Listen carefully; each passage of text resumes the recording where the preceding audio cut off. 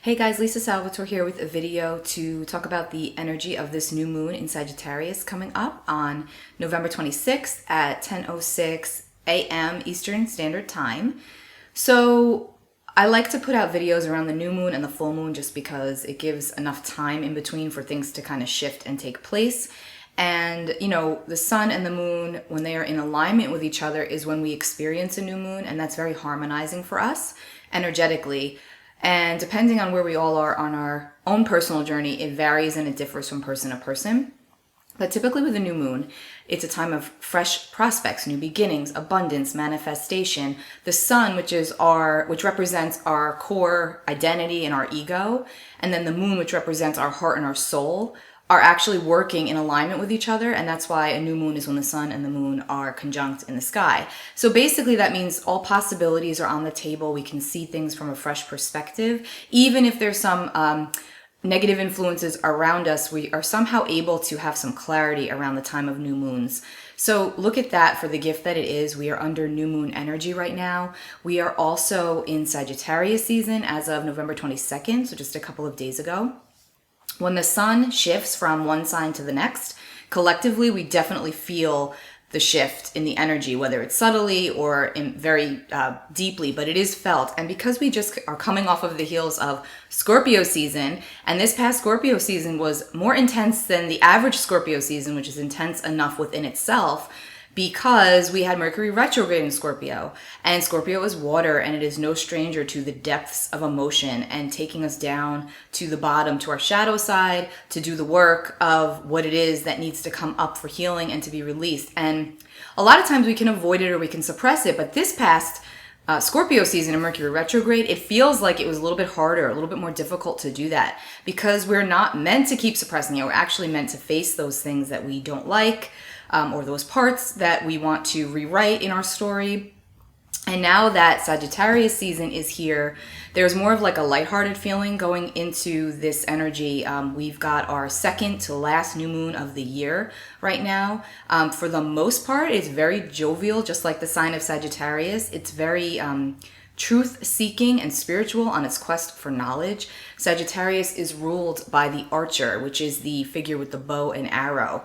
And as such, obviously, it's time to aim for the bullseye, but be very conscious of when and how we shoot, right? Because you want to make sure you don't miss the mark. So this is a time for planning and plotting and putting things in order and perspective as we move into the new year. We want to move into the new year with as little amount of baggage as possible. And these next 6 to 8 weeks are going to feel like a constant mix of feeling like we're in a pressure cooker and then feeling like we're being released. So it's going to be like a lot going on, but in a positive way too. It can be very beneficial if we're willing to honor the process of what it is that, our soul is trying to show us as we move along over this next 6 to 8 week time span. This particular new moon is the only, I would say, problematic aspect that we could find with it is that Mars is opposite Uranus at this time. So I want to just caution you with that. That is a aspect that could be very, very, it lends to hastiness and impulsiveness and accidents. So you want to be really, really careful, especially when you're driving. Not only just careful of yourself, like extra careful of yourself, but extra careful of others, because this is the time more than ever. Planetary wise, we've got this aspect which is hot and heated and impulsive and hasty and can lend to accidents just by itself. But then we're also entering the holiday season and people get more frazzled. They get behind the wheel. They could be upset. They could be emotional. They could, whatever the case may be, and they're not paying attention. So you want to be really extra conscious at this time because of that aspect. And having anything to do with driving or operating heavy machinery, just be really, really mindful, more so than normal, because this aspect is hot button and it can be very impulsive. I am very clumsy and I tend to fall and drop things a lot, and I'm being very mindful lately so that I don't fall down the stairs or some other ridiculous thing that I'm prone to do without an aspect like this Mars opposite Uranus. So I'm being extra careful. So just want to put that out there because it is, very important that we recognize these things for what they really are. It doesn't mean something negative will happen. It's just letting you know that it's more potential. Now, with that being said, around this new moon, we have some beautiful aspects as well. And the emphasis is going to be on our most intimate relationships, not necessarily only romantic, but these are any relationships in where it's a heart-to-heart connection. It can be family, it can be friends, it doesn't matter. But any of these intimate relationships that are closely connected to your heart, those are the ones that are going to be feeling like they could be bending, they could be breaking, they could be coming out stronger and better, or they could be bittersweet and could be ending and challenging. But all of this is to be faced because there is so much going on as we go into 2020, and I'll do a separate video about that. But this is all about releasing baggage and moving forward with peace in our hearts, and whichever way that may be, and being comfortable and safe in the knowledge that we're doing the right thing for our soul, okay? And how do you know that? Because you feel it on a very deep level. Now, we have a really nice, it's beautiful Venus-Jupiter conjunction that took place on November 24th. You can actually still see it if you go out in the sky if you go outside and look up at the sky between the 24th and the 29th, you will see it. They're the two brightest planets in our solar system. If you look up, you will see them one atop the other. Now, but what that means energetically is, think about what Venus represents. Venus represents love and beauty and what we value, and our money, our financial status, our possessions, and then we've our self-worth. And then we've got Jupiter, which is expansion and growth and abundance and goodwill and positivity and just, free-spirited, high-spirited energy that just wants everything to be copacetic and beautiful and for everyone to get along. And so when these two are working in tandem, like they are right now, surrounding this new moon in Sagittarius, present with its co-ruler Jupiter, which will not happen again, by the way, for another 12 years, it is, the best word I can use to describe it is magical.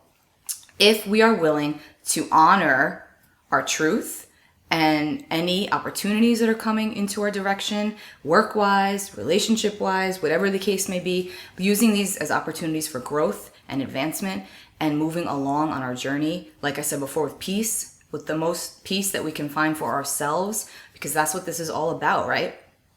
Now, this Venus-Jupiter conjunction will be felt for the next little while, and then as we move into December, most of the planets are actually going into Capricorn, which is kind of funny because it's still going to be Sagittarius season, but mostly every planet's going to be in Capricorn, which is going to kind of make things feel more serious, but not in a bad way, just more serious. Like, okay, I'm having fun, I'm having a good time, but yet there's something, this one issue or these issues looming over my head and my heart, and I need to sort through this. And so when that does come up, sort through it. Don't push it away, because you do not want to go into 2020 in the same old story. If you know that you've got the pen to rewrite certain chapters, if you need to do certain things, say certain things, go certain places, this is the time you want to get really clear about what that is under this Sagittarius new moon, excuse me.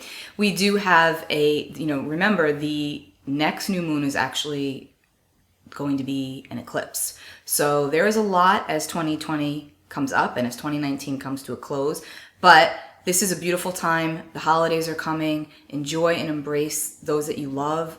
Take stock of your closest heart-to-heart relationships. If there are any energy deficits going on, don't be afraid to have the conversations that you need to have to get things on the right track and smooth anything over that needs to be smoothed over, or anything financial that needs to be, put into place, because again, the cosmos are really supporting us at this time. And watch out for that Mars energy, right? Channel it appropriately so that you don't do anything hasty. I know last year during a Mars-Uranus opposition, I actually had a car accident, which was completely my fault. And I recognized afterwards that I should not have been driving that day. I was completely off center and I had a lot going on. And to be honest, I tend to look at the astrology after the fact, because I always forget that I'm included in whatever happens.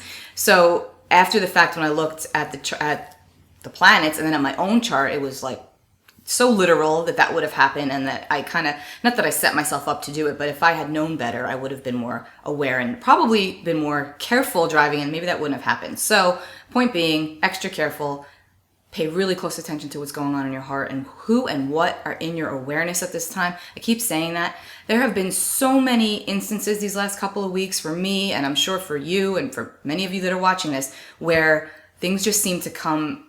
It almost is just synchronistic is the best way I can say it, where you realize what a small, universe we live in, and the people that we're coming into contact with, and the reasons for it, and who's coming in and who's going out, and what is happening. There's a reason for all of it. It is all connected. So look at what it's trying to teach you and to show you.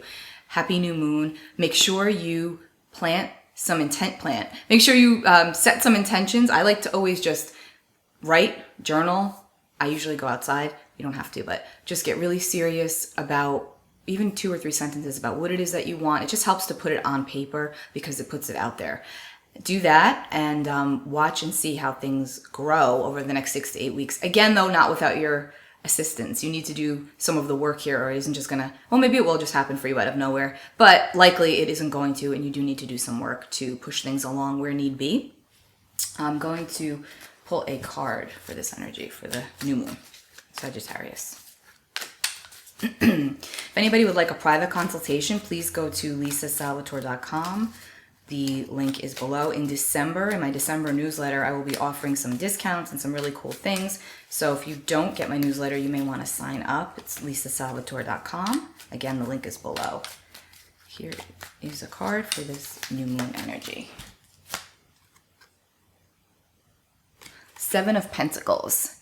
And it's funny because the word on top says coma. So I look at this as Pentacles are typically finances, but also it's abundance and what we're manifesting. So like I said, new moons are manifestation. Pentacles are what we plant. It's when we know we're going to get things moving. And 7s are bringing things to fruition. So this is all about coming out of the coma of Scorpio season, because Scorpio season was intense. I know that for myself, for a lot of people that I was working with at the time, there was a lot going on with the shadow side being integrated and things coming up from the past and people coming back and all kinds of crazy happenings were going on. And now it's like having had time to process all of that and then coming out of the coma, becoming more awake, seeing things for what they really are. And Neptune is also going to station, speaking of seeing things for how they really are, Neptune is about to station direct on November 27th, the day after the full moon. Whenever Neptune goes direct, Neptune rules over the psychic world. It's our dreams and our illusions and disillusions and boundaries that are not clear. And so when Neptune goes direct, it's like the lights come back on and the rose-colored glasses can come off and we're able to see things more clearly. So the way the planets are working together right now, it's really fascinating. There's a lot for us on the soul level to be able to see things in a completely different way than ever before. There's so much clarity happening. You just have to be aware of it. And I hope that this has helped you. I'm going to come back with more videos before the end of the year, especially for the full moon, and then also for December, because there's a lot going on. Take good care of yourselves. Make sure you are staying grounded and drinking a lot of water to keep up with all of the energetic shifts that are happening. It does affect our bodies, our physical bodies. At this time of year, obviously, we're going to be out more, eating and drinking more than normal. Just be very careful. Pay attention to your vices. Don't overdo it. Sagittarius is also about balance. So we want to keep a strong balance between everything, right?